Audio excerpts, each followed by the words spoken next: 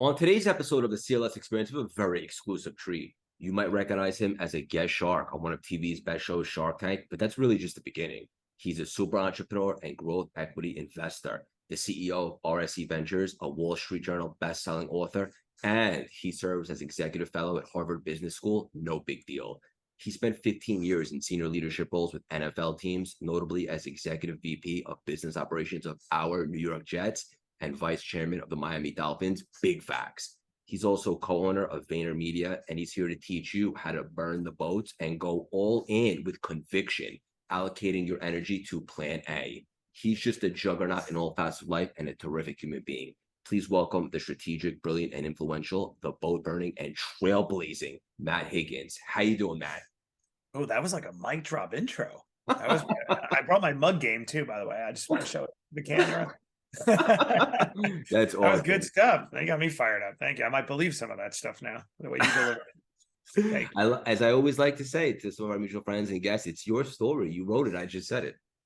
Yeah, I usually hate intros. I'm sure you feel the same way, but with that delivery, I was like, all right, I can listen to that. I put effort into it, so I received that. This is going to be fun for our listeners that might not be familiar with Matt. My best suggestion is do a deep dive, play catch up, read his book, check out all the unbelievable stuff that he has going on. What I think is most valuable today is we just have an unbelievable conversation. Before we dive in, we're going to get a little weird. You ready for me? Yeah. Maddie, what is your superpower? My superpower is detecting a misalignment in the universe where somebody should be doing something that they're not, and figuring out why they're not doing it, and then making it feel like a warm bath. Jeez, I needed you in my life 10 years ago. I mean, I don't know. You honestly, I decided I'm going to answer this with whatever comes to mind, and that might not be my superpower. It might be my greatest joy. Not that I'm like Mother Teresa, but I love when I walk into a Starbucks and you see a barista and you're like, you should own this place. Are you the manager? Like, no. I'm like, why do you care so much? You know what I mean? It's like finding that special person, and that's happened a couple of times throughout the course of my life. A little that's captured in the book. That's what I enjoy. Yeah, I absolutely love it. There's so many similarities here, so much alignment, and like I said, so many places we could take the conversation. I just want to kick it off and just say you with a couple nuggets that I think would be really valuable for our audience. I was checking out some of your content, which I highly suggest everybody do immediately. And one of the things I saw you talking about was the very concept of death. And it's interesting because I was talking recently about how I think death is the ultimate life hack because it makes you be so present and mindful and in the moment. And you You're have like, you're like, you and I are separated at birth. right. That's what I'm saying. It's a question I'm here. So, and I don't know if it's a controversial topic, but I think it's a really important one. Why is that philosophy or that concept so meaningful to you? So, so let's big picture. I do think a lot of the cause of our anxiety and sometimes depression is because we don't know why we're here. We don't know where we're going. For a lot of people, set aside religion, we don't know how long we'll be here, and we don't know if we'll ever see anyone we love again. It's very hard to hold those thoughts without any clarity and yet then be vested in the mundane. But I still have to feed myself. And why am I trying to get this credential from Harvard Business School? So there's a lot that's put up on us as sentient beings, that maybe others don't have to share. And that's the human condition. So that's number one. Then we spend so much energy trying to medicate and forget those facts and distract ourselves, I believe. And I didn't know I was doing that until I had cancer. I had testicular cancer when I was 32 years old. I just had a little boy and everything was going right. I was about to get a contract with the New York Jets, making a ton of money. Finally, I had outrun the boogeyman, right? No one's going to hurt me again. And then I get diagnosed with cancer. And so when you get this pain in your testicle on like a Tuesday, and by Wednesday, you're getting amputated. And that's not just like any body part, you know what I mean? Like you want to like sit with it for a minute. So there was a period in which they thought the cancer had spread significantly. And I remember sitting in my car and I had the Sunday New York Times, normal ritual, like let me look at real estate porn, I want to look at those brownstones in Brooklyn. And nothing was resonating. Like any of the thoughts that I would carry with me on a given day weren't holding. And I called it zero time. And I was like, interesting. When faced with the prospect of imminent death, none of the future thinking actually holds up. None of the aspirations, none of the silly stuff, right? It was making me zoom into the moment. And I remember I would go to Sloan Kettering for treatment.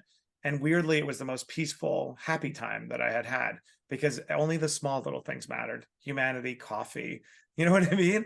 And so I got on the other side of that, started researching about death, find out the happiest people in the world, Bhutan, which is a fact. Think about death 5 times a day.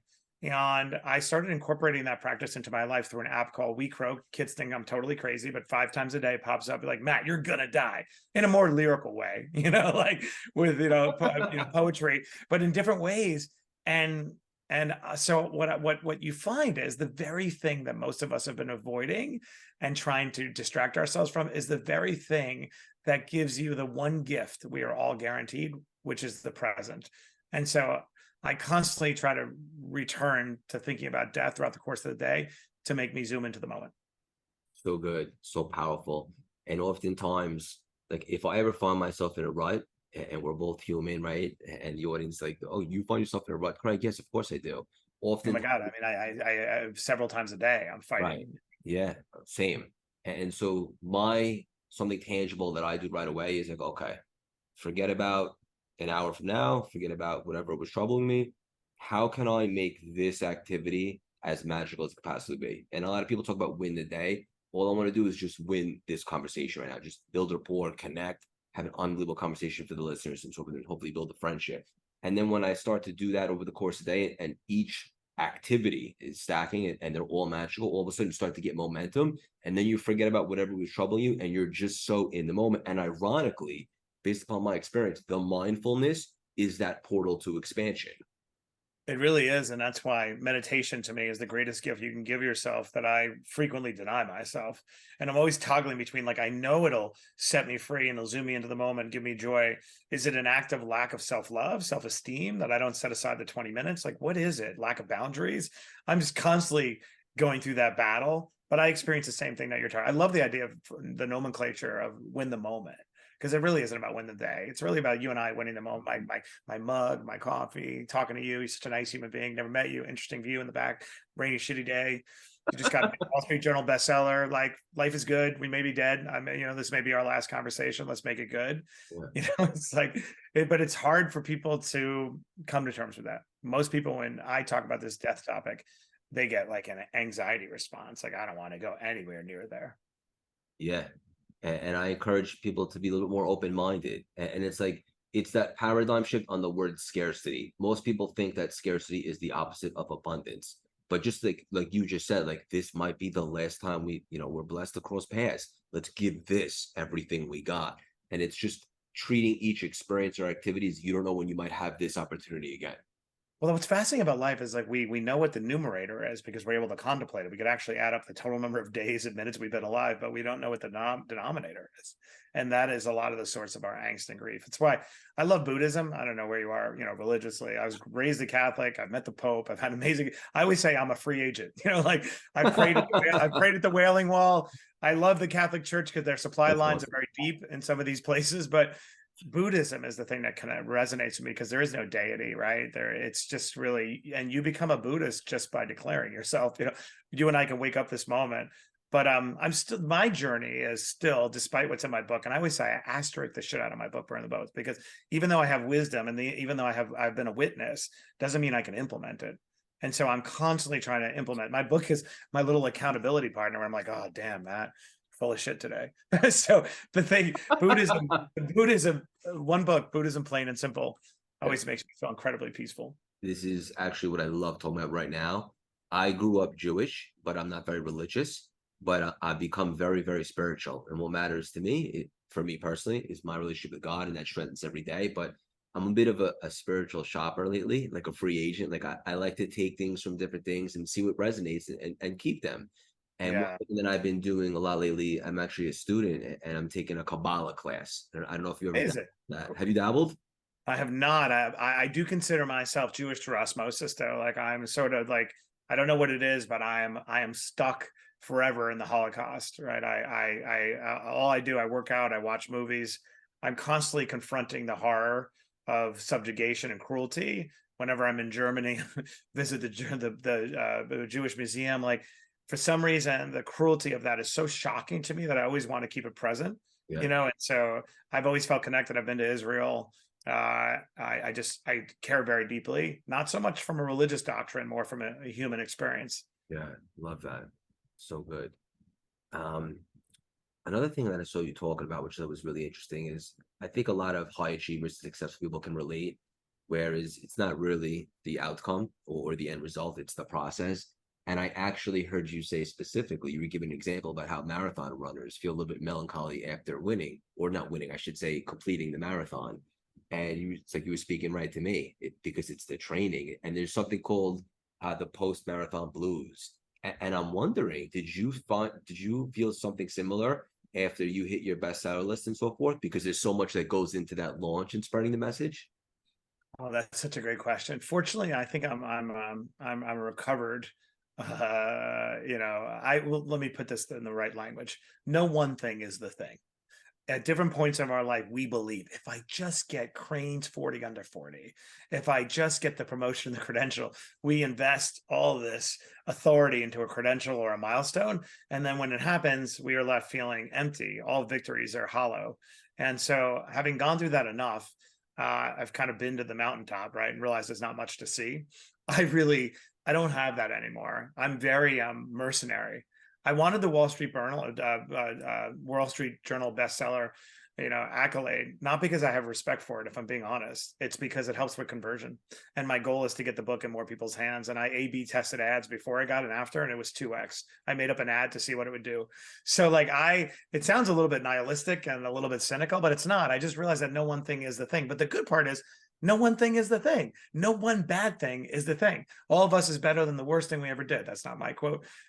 It plays both ways. And I have come to find my landing spot of the joy of living is in the striving, the perpetual pursuit. So the book is an attempt to present the codes that can allow you to maintain both the idea that the joy of living is in the pursuit, but yet hold death against that. So it's like, wait, the joy of living is in a pursuit, but we want to stay present, and because we may die at any moment. How do you hold those two? And where I've landed is our little patch of dirt that we're on, this thing called Earth within the universe, is expanding at thousands of miles an hour, whatever the rate is, right? We therefore are expanding, right? Evolution and iteration is around us all day long. We are meant to expand. It's kind of logical as atomic things, right? So I've come to landing spot. Joy is living is in the striving. I'm going to perpetually pursue because I want to touch the ceiling of my capacity, and I've yet to do it, right? And I think that's what brings most people joy.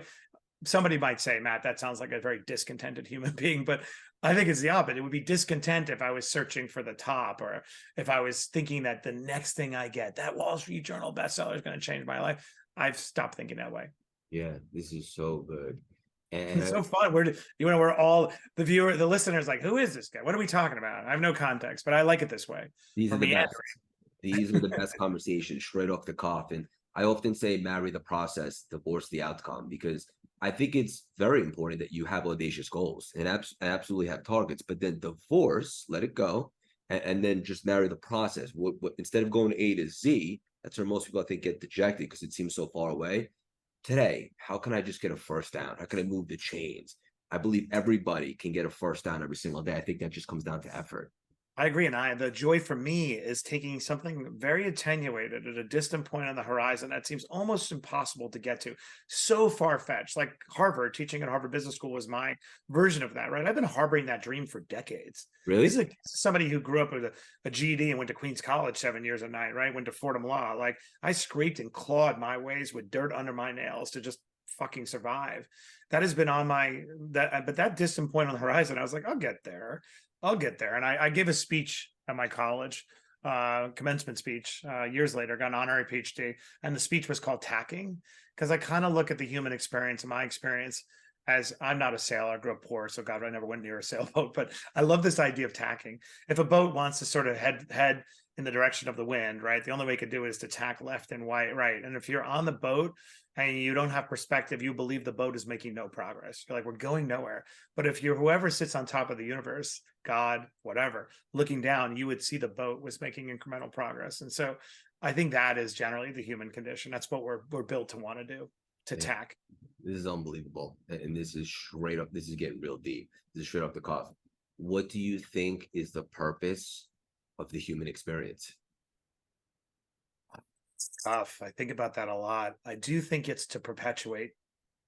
I think it's to evolve and grow. Going back to the one like constant fact. It's so strange if you think about it, that sometime hundreds of millions and billions of years ago, was set in motion the idea that the Earth, the universe is expanding at this incredible rate of velocity. So therefore, everything on it is expanding. I think the purpose is growth. It's iteration, it's evolution.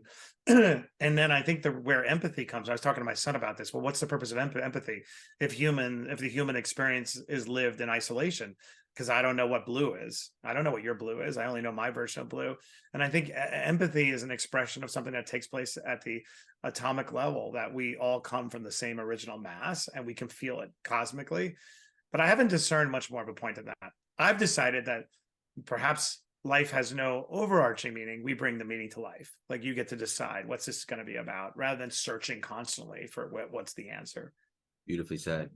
And also, I imagine this is kind of correlated. They say like people that retire early die young, right? Because maybe they lose a little bit of purpose. My partner is 83 years old. I always joke that he is my longitudinal study, right? I get to work with a longitudinal study. I'm like, what happens when somebody works all the time, never decides to see themselves in any way as infirm or incapable, and works out every single day at cardio that makes me like ashamed, like, oh, that's what working out looks like. I don't work out.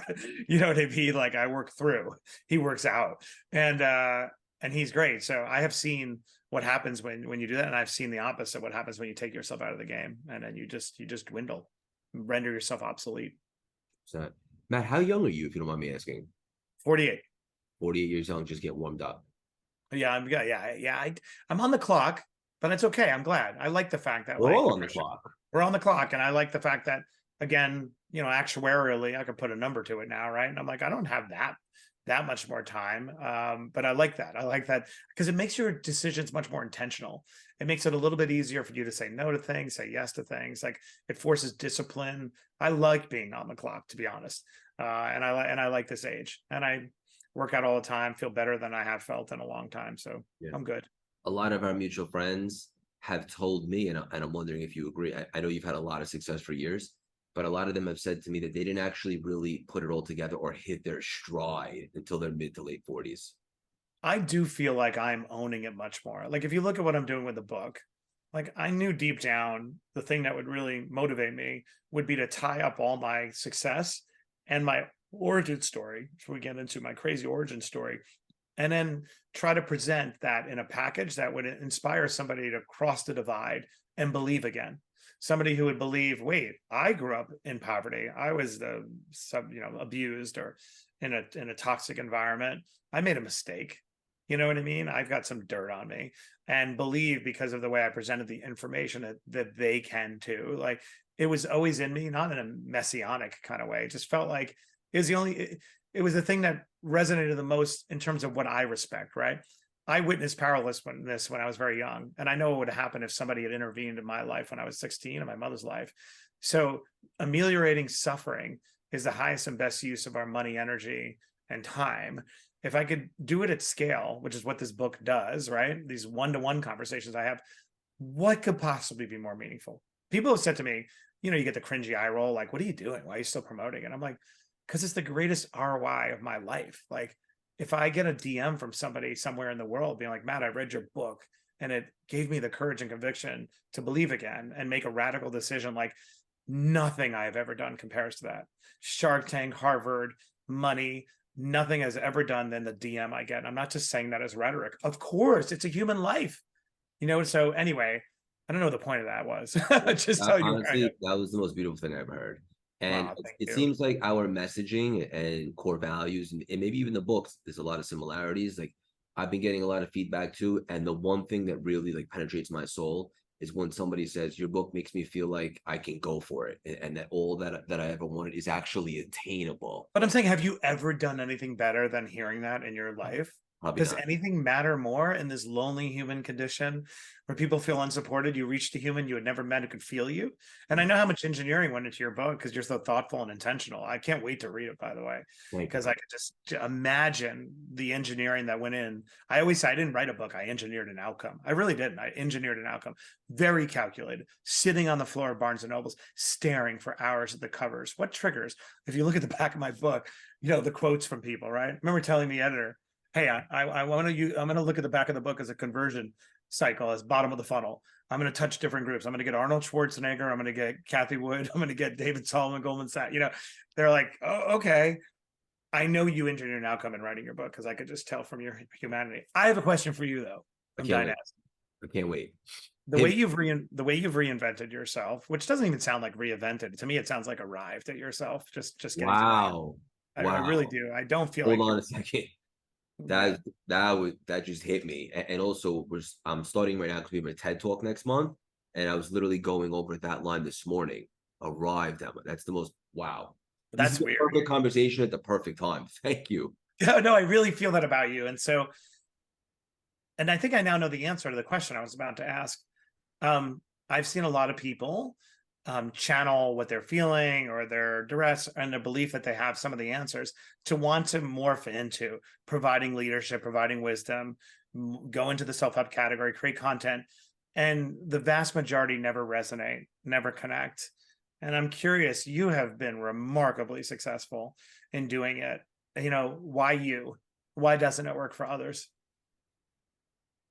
This is gonna sound like we planned this, but I burned the boats. Like when I had this epiphany, I was really searching for myself for 35 years because for so long I was a people pleaser. I was inauthentic. I knew I was a gladiator in the wrong arena, but maybe I was too scared to ask myself the tough questions like, am I really happy? Is there more out there? And I was so invested in this story, in this movie, only until, if I'm being honest, it was kind of a forced pivot because of the pandemic. I thought I only had 2 weeks. But when I got really quiet and I did this eulogy exercise, and we were kind of talking about this earlier, like if this was it for me, like what did I think about my life? And I had significantly underachieved. It occurred to me once I started to get clarity, like I had been successful at other things that weren't even natural to me or that I didn't even necessarily like.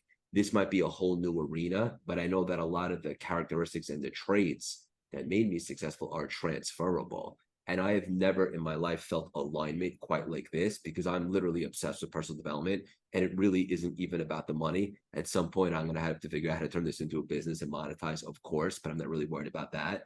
And so once I got clarity on that, like I just went all in and I totally removed myself. People like, weren't you scared to leave a stable job? No, I was petrified to wake up one day with the price of regret, or even worse, go back and die a slow death. And so I went all in. And a lot of people come to me for coaching and they're like, Craig, I want to do what you're doing. It's a short amount of time. And I always say, like, do you want to do what I did? And I don't think very many people are all in. I went for it and there was no retreat, no surrender. I was going to make this work ethically and anything within my means.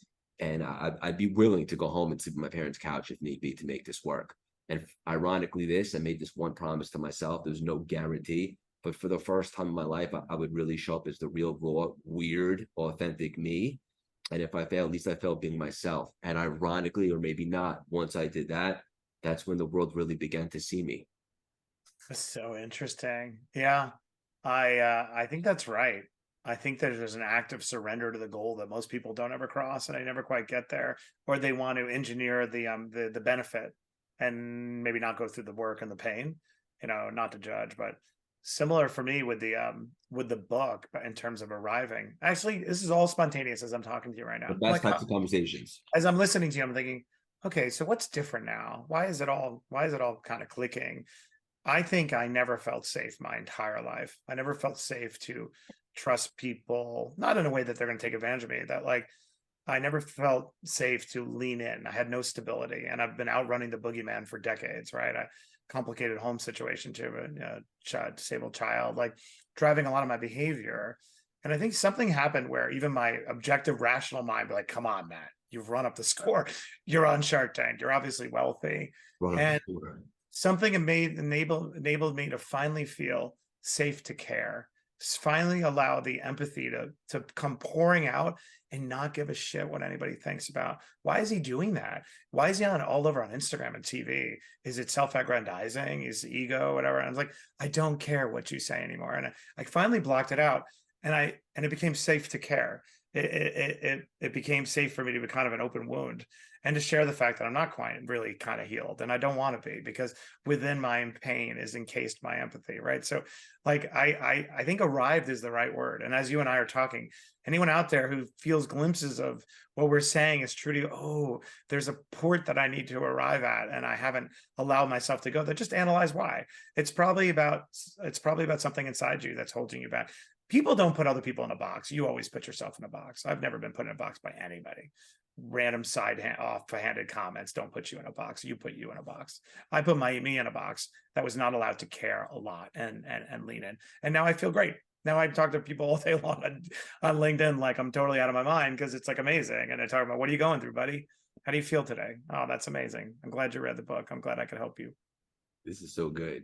And the topic for the TED Talk is be reinventing reinvention, and how I arrived at me and how anybody can arrive at them. And that really is what it's all about. It's that one thing that you've always been denying. What is that thing that you've been putting off?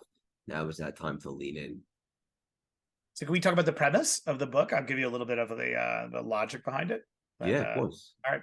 So this is a perfect dovetail from this conversation, right? I've always been obsessed about why don't I commit? Probably beating myself too. I'm sure you've gone through moments of that, right? And throughout my career, this particular phrase, burn the boats, has come up in different circumstances. And I actually experienced with Rex Ryan when I was running the Jets, very close to Rex, playing the Pittsburgh Steelers, have to stop a slide if we have any hope of going to the playoffs. And Rex gives a speech to the players about Cortez, 15-19, all animated. Rex is a big guy, for those who aren't football fans, big jowls. He's telling the guys, like, he burned the boats. I just want you to give me one game, 4 quarters, And anyway, we won, obviously. And the next day, the Times did a big article about how Rex channeled his inner Churchill. And they talked about this particular speech. And so I became obsessed, like, why is it that from the beginning of recorded history, every culture on earth has a fabled military general that in order to overcome insurmountable odds, they burn the boats, right? They did the same strategy of eliminating their retreat. I was like, we're conditioned to believe that having a plan B and a backup plan is like quote unquote prudent. But actually the thing that all these generals did that we celebrate in these cultures did the exact opposite. Why is that? Does it hold up in science? And then I went on this long rabbit hole of evaluating, wait, that's my origin story. And what does science say? Is an amazing study out of Wharton in 2014 that says that even just contemplating your plan B while pursuing your plan A does 2 things. It materially reduces the likelihood you'll ever succeed. And 2, it makes you care a lot less. And the researchers tried to undermine this finding. They were like, well, this doesn't make any sense. And they tried every which way and they couldn't undermine it. And the reason why is very simple, right? If we want to do something like what you've done with your life, arriving, I'm not going to use reinventing, arriving, it required a degree of surrender to the goal that any amount of energy leakage of looking over your shoulder for a backup plan play would have made it impossible for you to succeed, right? For me to teach at Harvard Business School, right? Impossible. So what I put forward in the book is not a rejection of risk mitigation. I'm the most paranoid risk taker you'll ever meet. I always say that. It's when you process risk makes all the difference in the world.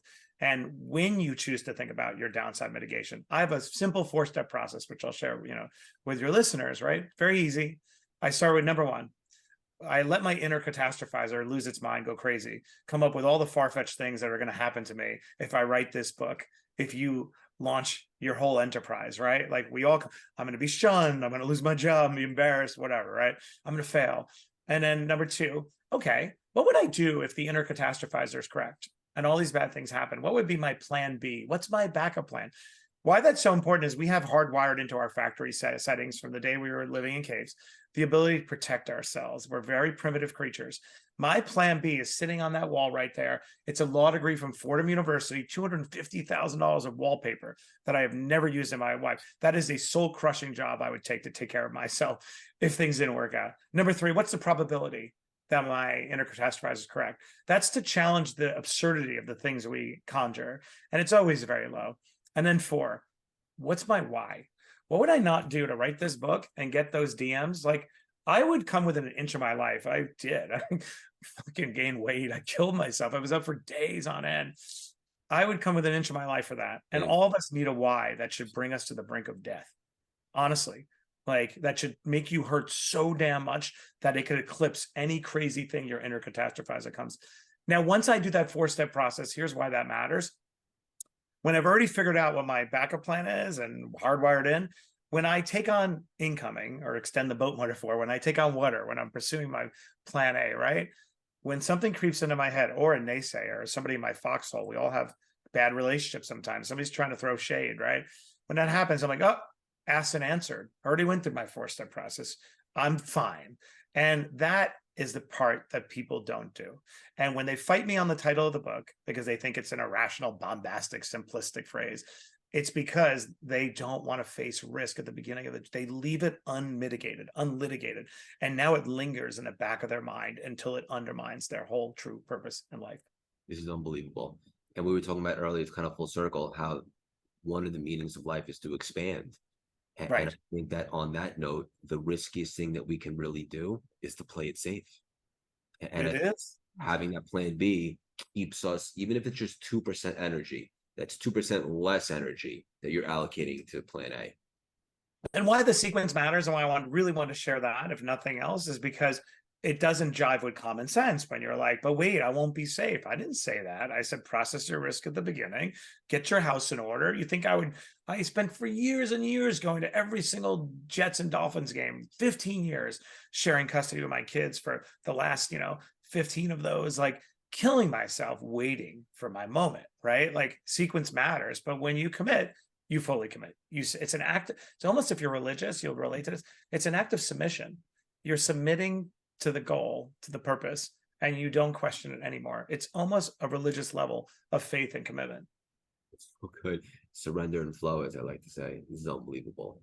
And there's a big difference between being interested and being committed. I feel as though in life, you don't get what you want, you get what you're committed to. Yeah. Hey, when are you airing this? I want to share something fun with you. When do you think this will air? Do you have a preference?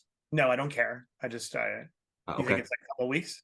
Yes, I would say beginning or mid-October, the latest. Okay, I want to share. Oh, yeah, I want to share something fun. Let's do it.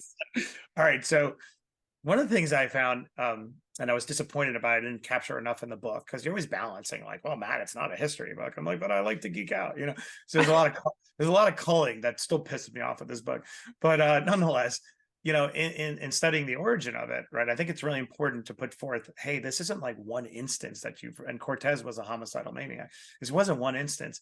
It goes back, and there's an incredible story in Asian culture. And it starts with Sun Tzu, who wrote in 500 BC. He wrote, "We burn the boats in the cooking pots," in a philosophical way. But he wasn't talking about a particular battle. There's a battle in China that took place in 206 BC, where the general burned the boats. It's the first recorded instance I could find that of it actually happening in a military context, right? And I was like obsessed, like, wow, as Westerners, we just don't know this. But if you go to somebody in China and you say the words Po Fu Chen Zhou, they will be like, go all in, burn the boats, Po Fu Chen Zhou. Po Fu Chen Zhou. Po Fu Chen Zhou. Right. So listen to this. Po Fu Chen Zhou. They will say, oh, go all in and die trying, burn the boats. I'm like, there's a country of 1 billion people, and we don't even know that here, right? So I became obsessed with this. I have never had a tattoo in my life. I'm 48 years old, so I got a tattoo. 48 years young. 48 years young. I'm gonna show it to you. So I have it on here. Hell yeah. That is my. I have burned boats for burn the boats. Now, that's awesome. Isn't it beautiful? And here's the amazing. I just got it. It's still healing. That's awesome. Fresh. Yeah. So great job. Listen to this great story. So I was like, all right, I have to get an Asian tattoo artist, obviously, right? And I found this great guy named Lo. I love his art, right? So I go to see him and I walk him, and he's emotional. I'm like, what are you emotional? Because I've been repeating this phrase my entire life, and I'm Korean. And in Korea, you're not allowed to be a tattoo artist unless you're a doctor. And I knew I wanted to be, but parents hate tattoos. They think you're a gang. And I was in college, and I knew I wasn't doing the right thing. And finally, I told my parents, I dropped out of college, and I told them after, I said, Mom, I have to burn the boats. I have to go to America to practice my art. So he leaves everything behind, comes to the US, is an incredible artist. And this is the person I choose to give my tattoo to. So then I'm like, all right, what the universe means for us to be linked forever. I rewrite the book, and I take myself out of the book in the beginning, and I make the book about him. His name is Lo. So now his story of burning the boats will be all over Korea, China, Vietnam, all over Asia. And so I don't know the point of that. That's It's just that beautiful. when you commit and you spread that kind of energy into the world, incredible things happen. That's Or I'm beautiful. going through a midlife crisis and I got a tattoo, but I love it. It I looks love it. great. Look at that thing. Look at It's that thing. awesome. It's And then awesome. I got my dog tags. Look at me. I got my dog tags. They're I 10, love it. half the balls, twice the man. So now I look like a total Awesome, bad. brother. Congratulations. It's Thank awesome. you. I have tattoos myself, and I always get them based upon what I'm inspired about at that moment. It's funny because this is so good. So if we can take this, I often want to be responsible because I'm a big believer in burn the boats too. I just know for me personally, like if I didn't allocate all my energy to making this work, I don't think it would have, or would have been as successful as it is. And so you also want to be responsible, right? Like if you're telling people that need to make ends meet, or Agreed, by the way. I agree. That's something I yeah, struggle a lot. I struggle with me making snap judgments about people's yeah, ideas. Like, I don't think that's going to work. And I'm like, is it my role to tell you that? And I was like, I don't think right. it is. I think it's my role to teach you how to evaluate, right? Not Yes, really tell you yes. your dream is not right, right? But here's what I agree. But here's what I also, it's like a caveat. I say, I don't want you to, resign today if you don't have a contingency plan. But I do know this: if you allocate all your energy into what you want to do, it'll work. And if it's not the thing, it'll most likely be the thing that leads to the thing. But at least do this. Allocate an extra hour a day. Can you not watch Netflix at night? Or can you wake up just a little bit earlier? Can you start to work on that and give yourself a little runway? And I think sadly, most people aren't even committed or willing to do that. Well, so a couple of points. Love this conversation because I agonize over this again because my empathy can run amok, right? And I'm like, oh no, what have I done? So language matters. I always say this: you burn the boats for goals, not tactics. I find that when somebody is doing the same thing over again or is going down with the ship, doesn't say burn the boats with you in it. I find it's because they failed to define the mission. They failed to define really what's their overarching purpose. What are they burning the boats for? And they burnt the boat for a tactic. A tactic could be a product that doesn't have product market fit. It sucks. A company that just isn't working, a relationship that isn't working, whatever it is, In they burn there. right me. They burn the boat for a tactic. And why it's so important to burn the boat for the broadest goal humanly possible. It gives you the ability to iterate within it. And winners iterate. Bezos always says, be flexible, rigid in your vision, flexible in your execution. And so I'm able to reconcile a lot that may look like after the fact rationalization. Well, you're just rationalizing. I'm like, no, I'm not. I had my own show on TV with Mark Burnett, right? Amazing. A spinoff of Shark Tank. I shot, 8 full episodes back and forth 17 times, juggling custody of my kids. Amazing. And what happens? It never even airs because CNBC canceled their evening programming, all of it. And I'm like, now, if I had burned the boats for that show, now my dream dies. Now I frantically hold on to it. I'm depressed, whatever. I didn't burn the boats for that show. I burned the boats for a show where I would teach entrepreneurs the journey, however it manifests. But now I'm going to extract value from that experience. I'm going to make sure that that was not useless. And in fact, I'm going to make sure that whatever I took from it eclipses whatever was taken from me, which is always my attitude. After that, I went ahead and I created my own production studio with Gary Vaynerchuk, so no one can ever cancel my show again. Yeah. And I do think so. Back to the point of being responsible. Number one, make sure you're burning the boats for your meta goal. Most people, when they start a business or a product, they don't care. I mean, they care about that, but what they wanted was freedom, autonomy, to go tell a boss to F you. Make sure your kids have what they would need. The expression of that is tactical. So burn the boats for goals. And number two, when you hit setbacks, it is on you to believe that within that setback is greater value than was taken from you. But the universe doesn't present it to you, like it doesn't give it to you on a plate. You must first believe, and then you must go find. And every single time, the opening of the book had to be rewrote twice because the things that were supposed to be a victory ended up failing. And I was like, oh, I guess this is how it's supposed to start.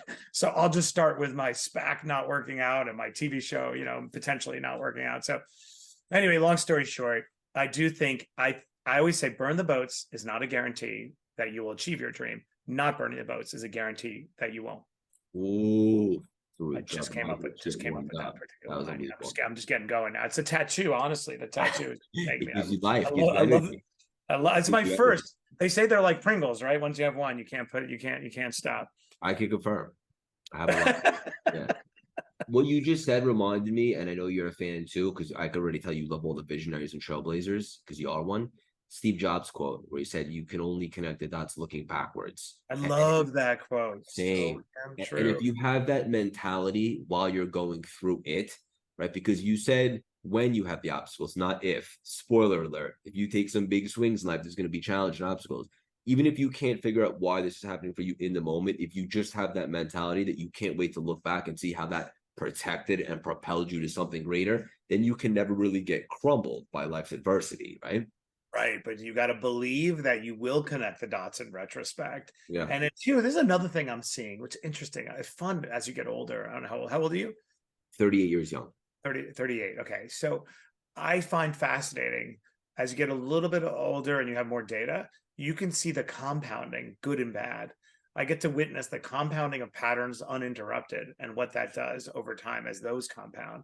And I get to see the compounding of good decisions and what that does over time. But I'm also seeing another phenomenon, and I've been thinking about it more and more, writing about it more and more, of people who hit a certain, you know, level and they were on this trajectory. It's like a growth chart. If anyone has kids out there, you know, the growth chart, and then it falls off the growth chart. And I'm like, why did you fall off the growth chart? What happened to you? And what I'm realizing is, it's because of risk aversion. The more that you have, the more you're afraid to lose. And those people had tremendous success, but then they became worried about losing the credential, losing the prestige, losing the money. And then they became like frozen in a moment in time. And that's a whole nother thing that you have to be really careful about, that we create prisons of our own making.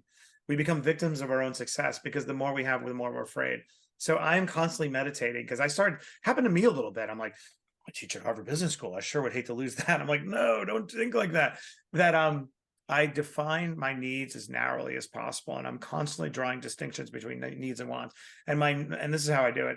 What would I absolutely need in order to be happy, and try to make most of those within my control to the extent possible. Now, my wife, not within my control, but I need, like, my best friend in the universe, my kids feeling like they were taken care of. And then 3, what I call fuck you money. I need enough to make sure I have 3 years of liquidity, which I worked my whole life hard to achieve, so that I have total optionality. Anybody could rebuild themselves in 3 years. That's all I need. So the rest, esteem, prestige, credentials, job, title, whatever, I don't need it. And that enables me to play. I always think of like you know, nunchucks with your eyes closed, like I'm able to do it. Like that. No, really though, everything is like in flow. Yeah. But I've noticed a lot of people that I'm like, wait a minute, I haven't talked to you in 10 years and you're doing the same job. You always tell me you would never do that job, but you're still doing it. And it's that pattern of people being afraid to compromise what they got. Yeah, that was a long non sequitur that I just wanted to get out. This is the best conversation ever. And I'm just curious because at this season of life, what do you determine to be success? I have a word that comes to mind that I only kind of just figured out, but I'm curious to hear yours first. I mean, I haven't achieved it, so it's good. So I'm pursuing it. But for me, it's honestly peace. It's being That was the word. That was really? I promise you. In your mind. This is crazy. I'm in your head. Really special. This is really special, Matt. I was gonna say, but I wanted you to go first, was peace. Peace. Peace is everything. And it's very subjective, which is amazing too, because you get to decide. But we often deny ourselves peace because other things compete, or I don't know why, or lack of self-love. In my case, I think it's honestly some lingering self-worth issues or something. I don't know. I certainly have the ability to set it up, but I don't quite do it, you know. But do you sleep well? No. Do you? I do. I used to never. I hate you. No, I was always stressed out, and you know, I didn't like my job. It's like I have to do this again. But now I go to sleep next to my beautiful fiance and my puppy, and I get to wake up and do something that I absolutely love. So as a result, that's good. Yeah. No, I like. There are times, you know, like I just don't sleep enough. My poor wife, like, she's like, really? Even this morning, I was like, babe, I did good. I got up at, you know, yesterday was 4:30 in the morning, and she's just like, oh God, you know, I just don't. Mine's on fire. You know, it's not always duress too. It's a degree of actually lack of self-discipline because I refuse to turn it off. You know what I mean? Like I have that problem. This is your arena. If ever there was a context where you get to control who's fighting who, you know, the outcome, this is your arena, and we forget it. And sometimes I just don't want to turn it off. I get so, like, honestly, sometimes I get up multiple times. I keep checking to see if the sun's here. Am I allowed to get up yet? Because I want to go back out after it. That I can relate to. In fact, these are my dinner conversations. I love talking about this stuff. So that's all I want to talk about. My fiance sometimes like, Craig, can we turn on? Can we just throw on something a little mindless like The It's Office? hilarious. Like I always say, my wife, like, I am definitely. I go to the. I'm the guy who goes to the party and seeks out the pain. And I'm like, oh, going through divorce. I'll talk about that. Small talk, football game. Like it's like it might as well put a dagger in me. Like I just can't. I know it's funny. My wife. I married an amazing woman, Sarah, who's the greatest force multiplier in the world. And there's a reason I have the book and the show. And I'm not saying that in a cliche way. Like truly incredible. But she's also very well adjusted and self regulated. So I'm like, don't you have the voices in your head? She's like, babe, not really. I'm like, come on. Like, come on, why are you so well adjusted? But anyway, I don't want to say she grounds me because she actually doesn't. She unleashes me. But Better. anyway, Are you an I don't know. introvert? I'm such an introvert. I'm one of the Same, biggest. Yeah. same.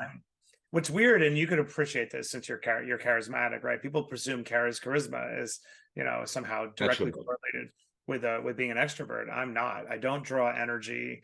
I'm highly deeply affected by people's grief, and so I need to insulate myself. But I could be alone for days, Same.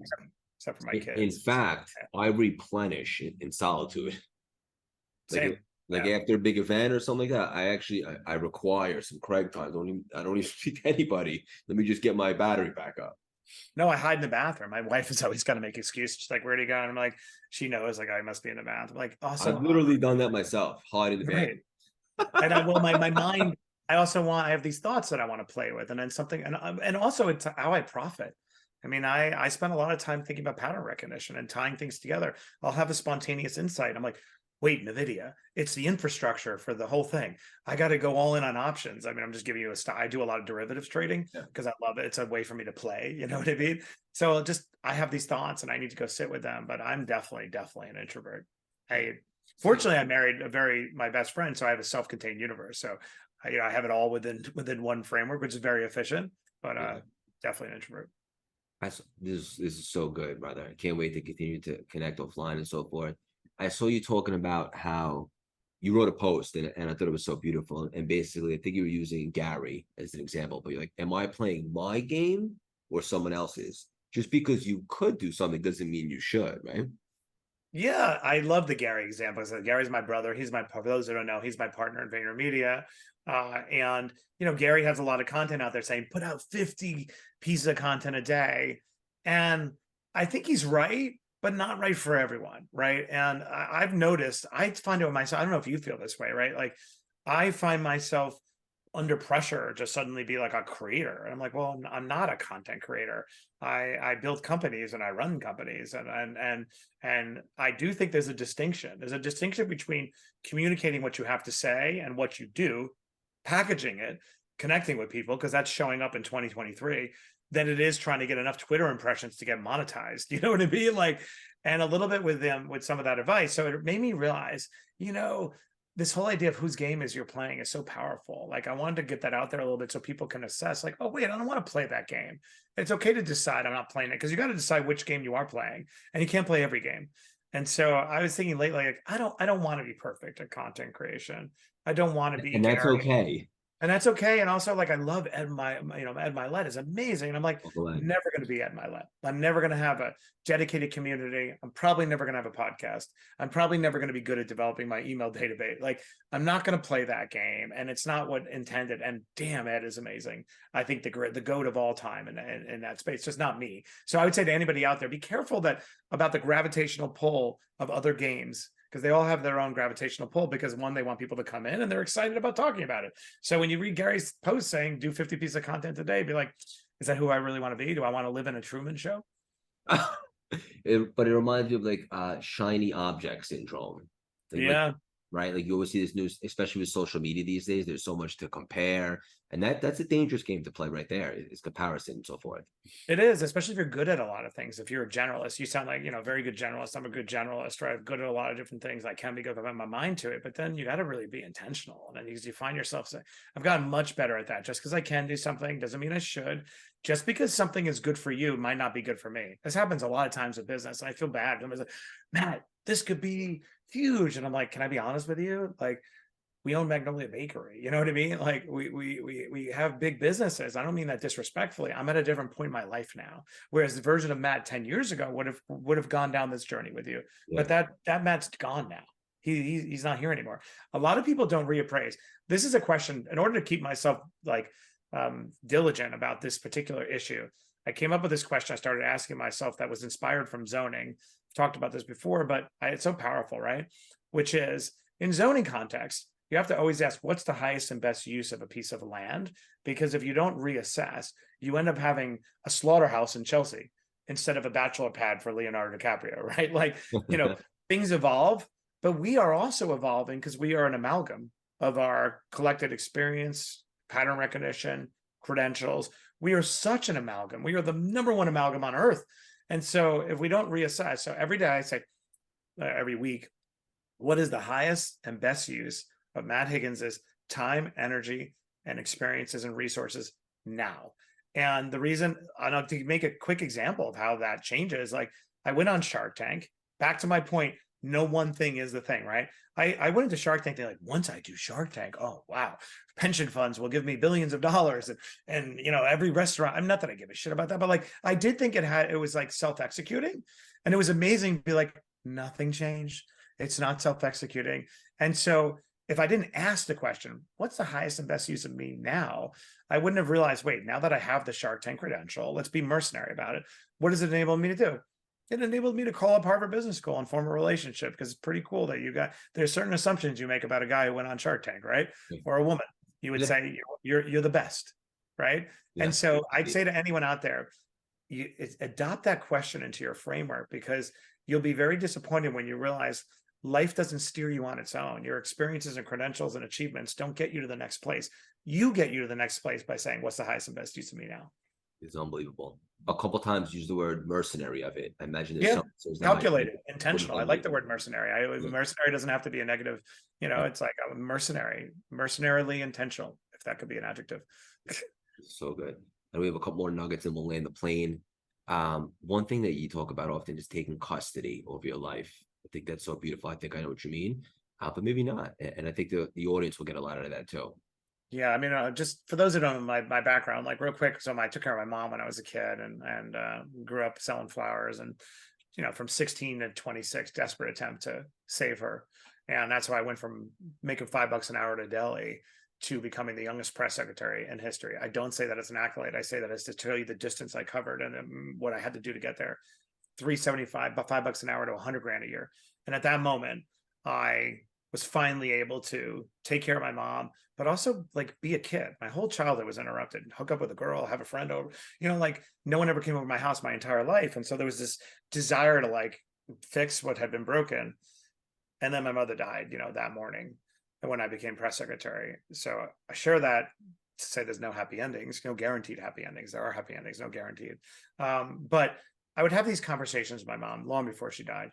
And she just was so depressed. She was dying in a chair. She was obese. She was getting heavier. Brilliant. Just everything was miserable. And I'm like, I'm trying to fly, and I'm being pulled down constantly with guilt and pain. And we'd have these conversations where she would see the world through the prism of being a victim. And it just wouldn't resonate with me. And I remember this conversation, and she was she was talking about how, why isn't anything working out for us? I was like, Mom, I was like, I don't think I'm destined to be a victim, and I don't think you are either. And so from now on, I've decided things don't happen to me. I happen to things. And I remember she said to me, it's so easy for a teenager to see it that way, but not when you're dying. And I was like, I think we're all dying. And we'd have these, thank God I would challenge, we'd have these conversations, that helps. But my only point being, from a very early age, and this has remained true, I don't see that statement as naive. I do think it's a choice. And I think the victim narrative, the victim mindset is fool's gold. And that life is determined not by what happens to you, but by what happens next. Those words can sound cliche, but if you read Man's Search for Meaning, or you just think about all the times in your life, the universe always gives you one more opportunity to course correct, to survive, to fight through it. And so the best piece of advice I ever got from somebody when I was feeling, I never feel sorry for myself, but I had a moment of being like, poor me. He was like, be an agent in your own rescue. So everyone out there, be an agent in your own rescue. Unbelievable. This is the best way I can start my day. One of the best. Well, me too. It's so fun. I'm excited for you. I'm excited for what you're building. I'm excited to see somebody. It reminds me of Lewis Howe. 2009, I did one of his first podcasts when I was at the Jets. He was just starting out, and it reminds me, that it's going to work for you. It's working already. That's amazing. Congrats! It's so exciting because so many try and so many don't succeed. I received that. Thank you for saying that. Hmm. This is so good. So many similarities too. I think I know the answer to this one. Listeners are very loyal and engaging. What's the best way for all of them to support you? What are you most excited about right now? I really am. Tattoo. Besides, I love the tattoo. I honestly, the best way is if you read it, just send me a DM on LinkedIn or Instagram. I read all of them because I am human, as are you, Craig. And there are days when this is so eclipsing and so distracting that I question and whether to continue. And then there are those who judge, which I don't really care about, but like I also like to take in the feedback, like maybe they have a point. Why are you working so hard? So when I get the DM from somebody saying, Matt, you really like I read it 3 times, or you I keep it by my bedside, like it gives me the motivation to continue. So you know what I'm excited about, Craig? You can appreciate it. I'm excited about by not quitting when most do when they have a book like this. I'm excited by the representing my art when my art can't represent itself and getting the word out. I'm excited by doing the hard thing that other people won't do. You know what I do every once in a while? I go on radio overnight, coast to coast. I love it. The radio interview takes place from 1 to 3 o'clock in the morning. Most people would never. I get McDonald's quarter pounder with cheese fries. My wife sets it all up for me, and I stay up for 2 days straight. And I do the interview because it's the hard thing that most people won't do. And when I feel sad and I can't figure out what to do next, I always do the hard thing that most won't do because I know it'll lead to something great. So I'm excited about the book and sharing it with people.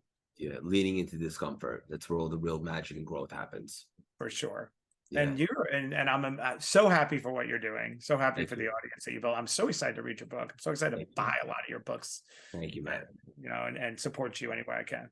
And this just came to me off the cuff. Let's do a little bit of a giveaway for everybody that listens to this episode, and we have a lot. Take a screenshot of the episode and write your favorite takeaway, and we'll pick a winner. And then Matt will send a signed. Both of us will send a signed copy of our books to that person. Just take a screenshot of your favorite nugget from this conversation and post it and tag us. I love doing that. Thank you. That'd be awesome. Yeah. Can't wait to see what people come up with. We definitely went on a rambling discourse. But are these the best?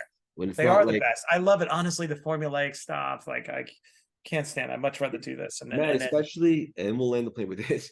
When you do all the interviews for getting ready for the book launch and so forth, and I understand like you might be being introduced to someone's audience for the first time, but it's like, how many times can you get asked? Tell us how you got here, Well, not only that, and I don't know how you are, but I refuse to ever get questions. And so I don't want to know what the questions are in advance. I don't care. No. And so it keeps me, even when I do live TV, it's kind of fun to be like, let's see what's going to happen. Right. I just would rather go spontaneous. But it's so much great to go in a different direction with everything. This was good stuff.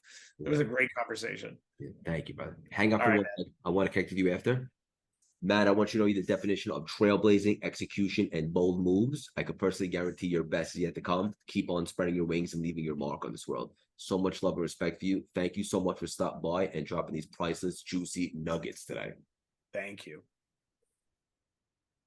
I'm high as a kite from speaking to you. That was so good. That was great. That was good stuff. I'm so glad. I like your style too. Like, I love that. Like, no, I just wanted to make sure I put in enough that somebody who didn't know would know. Yeah. But I love that. Then I was able to do it in like 10 seconds and beyond with, the mom stuff and all that. Like, but I shared stuff I haven't talked. I wanted to see when this is coming out because we're rolling out like a little movie, but I just love this thing.